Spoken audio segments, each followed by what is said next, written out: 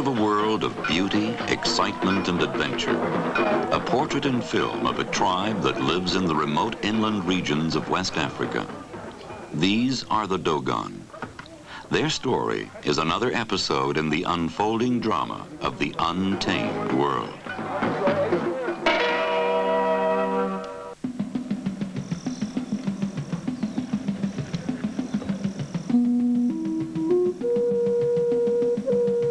Over 1,000 miles from the Atlantic coast of Africa, in the uplands of the Niger River Basin, an expedition approaches the mountains of Bandiagara, the land of the Dogon.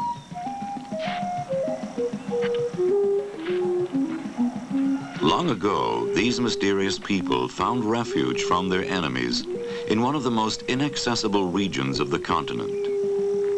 The Dogon live in villages sheltered and protected by enormous cliffs.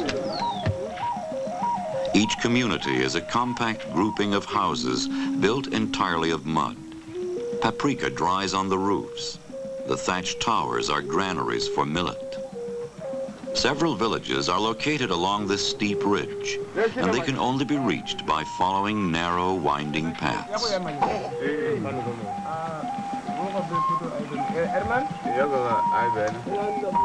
The village of Bamba is the expedition's first stop. An empty hut is rented for the luggage. The bearers are paid for their 4-month trek into the interior.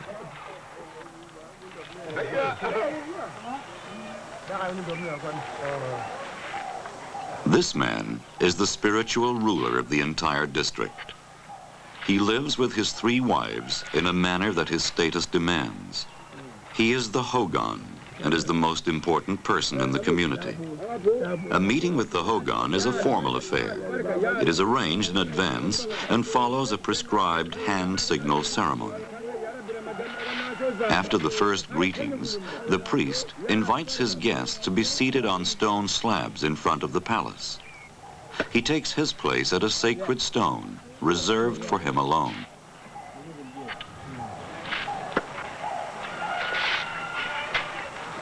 This priest commands the highest respect from the entire neighborhood. After the formalities are over, a young goat is brought in. The Hogan invites his guests to have it killed and dine after their long journey.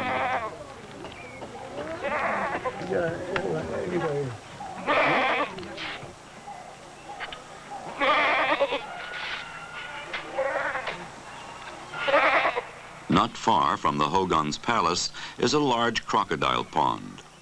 The crocodile is sacred to the Dogon. They call it their grandfather and claim descendancy from the animal.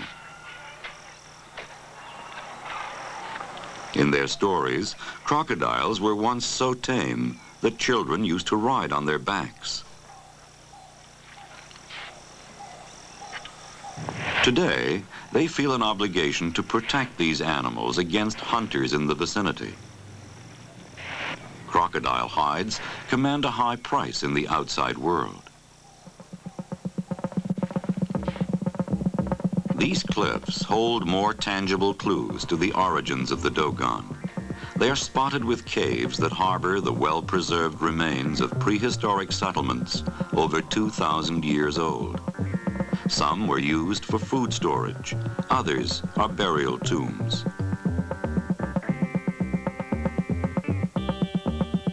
The rock paintings are symbolic of the continuity of this ancient cliff culture.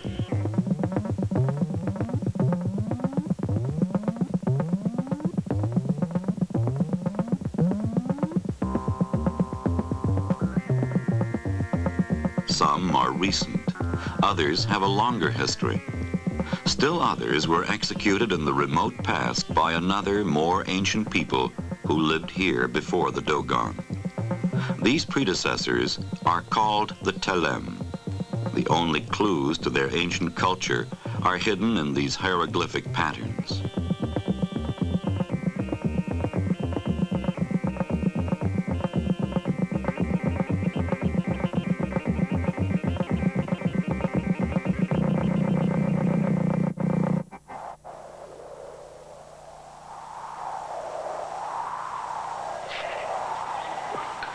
This rock face stretches for miles along the edge of the Bandiagara Mountains.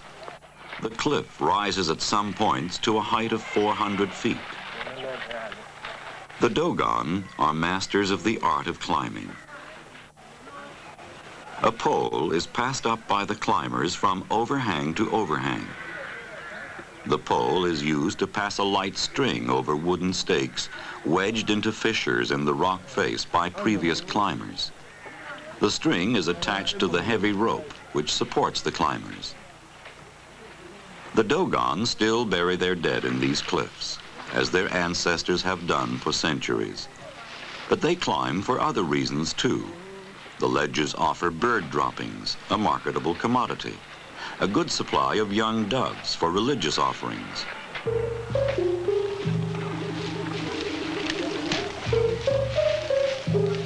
Millet, a variety of corn, is the basic crop of the Dogon.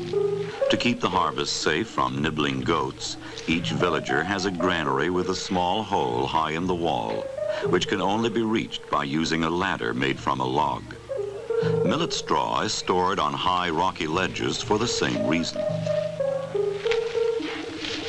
The millet plant is many things to these people. The cobs provide a staple year-round diet. The stalks are a principal building material.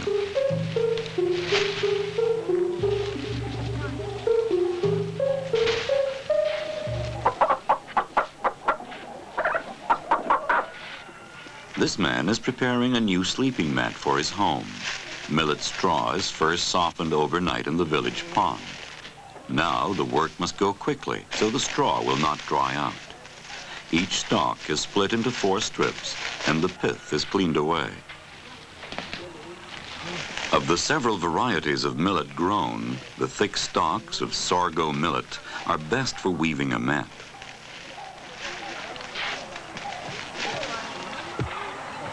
The ration of millet grain is prepared daily by the women, who learn to use the mortar early in life. After splitting, the strips are bound together at the end with fiber. When this stage is completed, the long edge of the mat has been defined.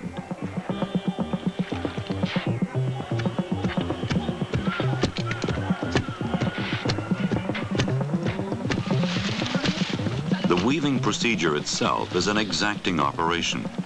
Careful repetition creates a herringbone pattern, which the craftsman keeps pushing together with the stone, fixing it into position.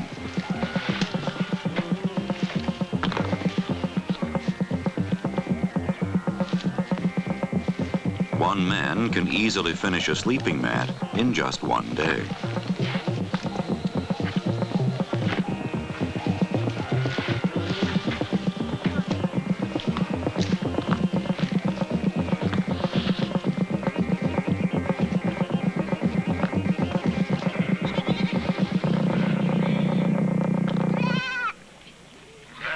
Some animals are kept by the villagers, chickens and goats, but only the hardiest creatures can survive in this hot, dry climate. As the Dogon are so dependent on the forces of climate and geography for survival, they are eager to know the future and seek the services of professional fortune tellers for help.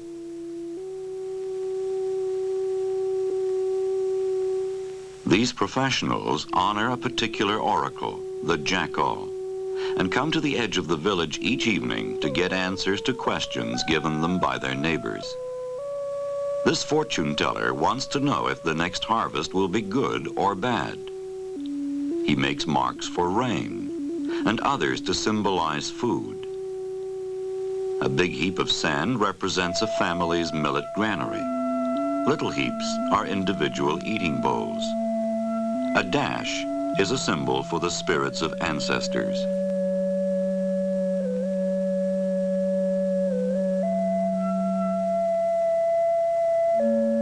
The large dissected rectangle represents the entire village, divided into individual petitions. At nightfall, nuts are sprinkled on the ground to attract the jackal.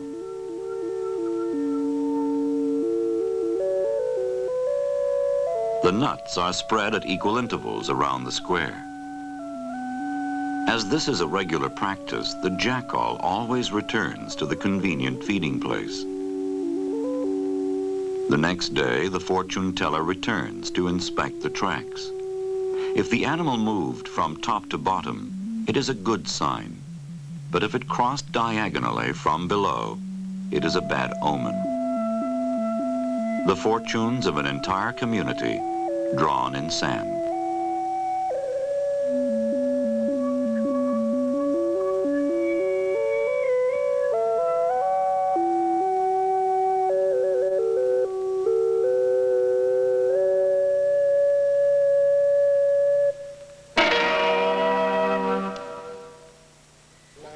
In the village of Bamba, a man has died. He was known for his bravery and once served in the French army. An effigy is at the front of his house. It wears a genuine steel helmet, which the veteran kept as a valuable souvenir of the wars.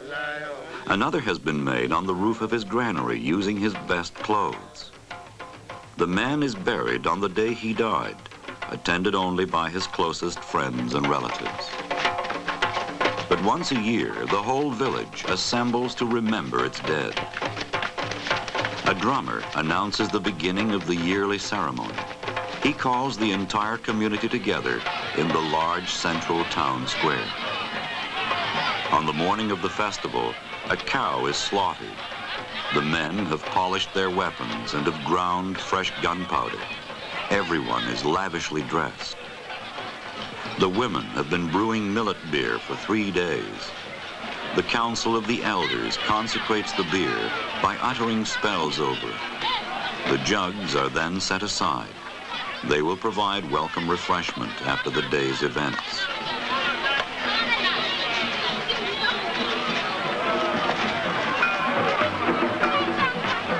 The festival will continue through the night.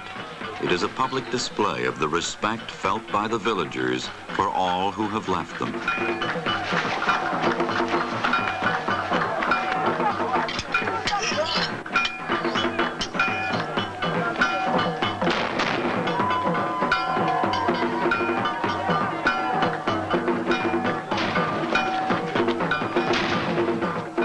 In the central square, the tribesmen in battle dress enact a war drama with mock attacks, portraying the heroic deeds which their dead friends performed or might have performed if they had lived. The drama they enact is by no means a disorganized free-for-all. Every movement is strictly matched to the music. Often, the oldest men are the most enthusiastic dancers and the best, in spite of the crippling heat that often reaches 110 degrees Fahrenheit.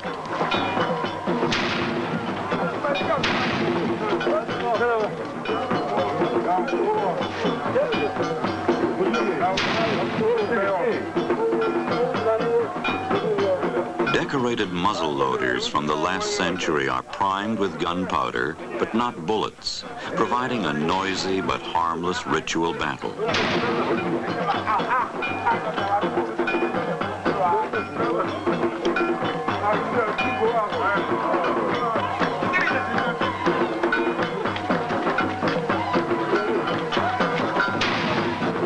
The warriors are dealing with an invisible enemy, speaking to him, attacking him, threatening and trying to intimidate him. As long as the music can be heard, all movements are coordinated with its tempo.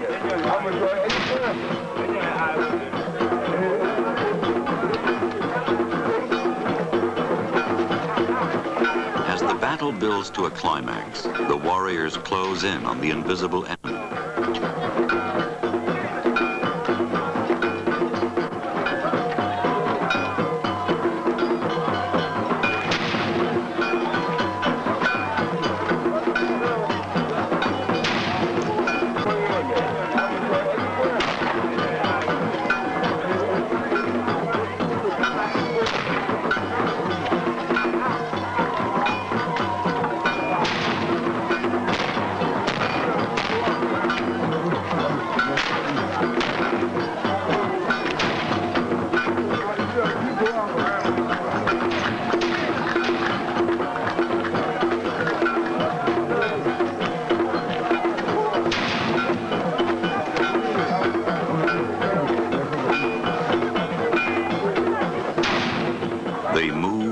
thrust in ritual attack around the sacrificial animal in the center.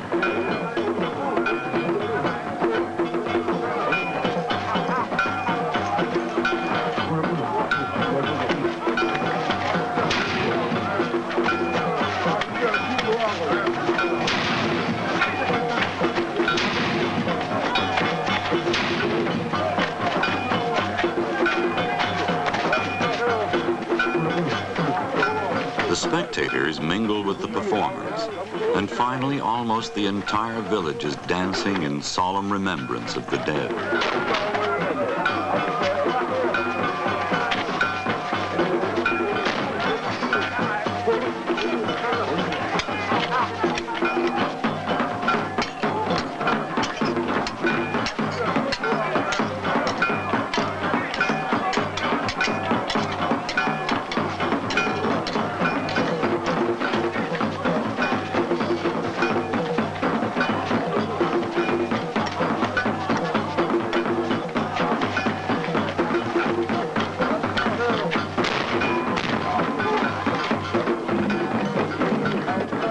Evening, the men retire to their millet beer. Only the musicians remain with the women to play for their dancing.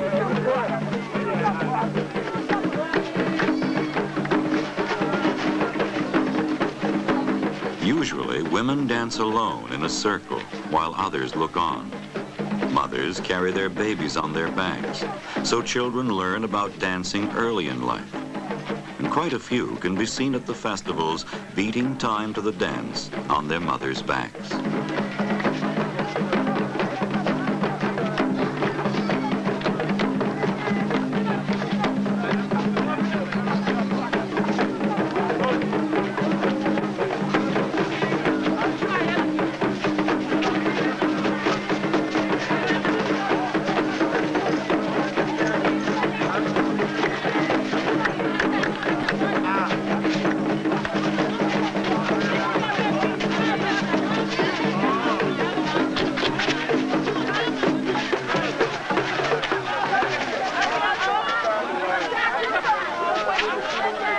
At dusk, the masks are brought out. They mustn't be seen until the sun goes down. They are shown in public once a year at the Festival for the Dead or on special occasions, for example, the death of a great chief.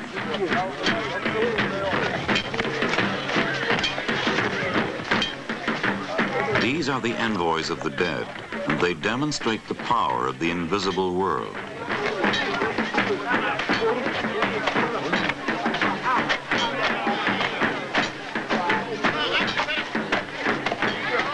This is the crocodile mask.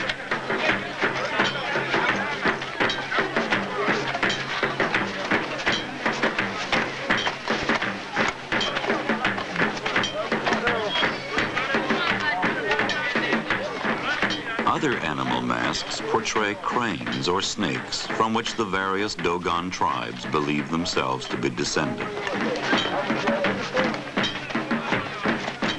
This mask of a woman represents an historical person. However, all masks are worn by young men of the village. No one may know the face under the mask, not even the dancer's closest relatives. Only members of the secret mask society may dare to wear a mask. The Dogon believe that the wearer is transformed into a demon as soon as he puts on the mask.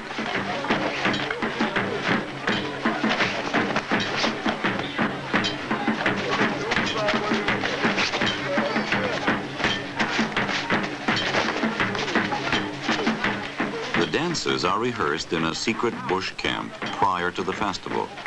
Each of the initiates must carve his own mask and prepare his costume alone. During this time of preparation, the dancers fast in seclusion.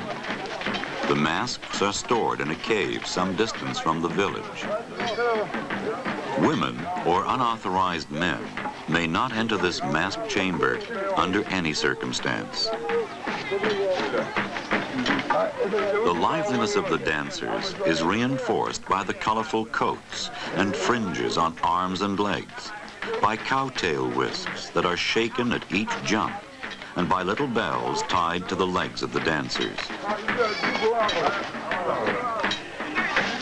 Those being initiated into the secret society pick up the shells and coins which the spectators throw in front of the masks as offerings.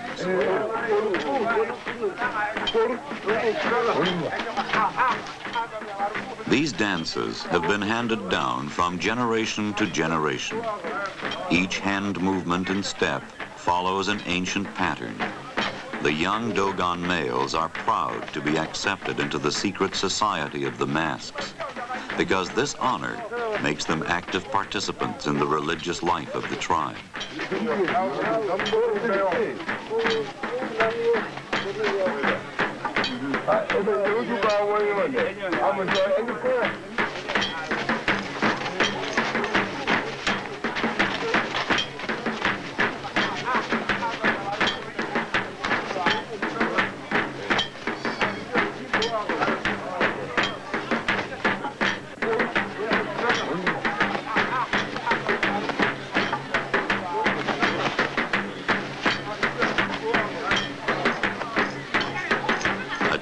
In honor of the dead that is full of the joyful liveliness of its participants. A living paradox from the untamed world.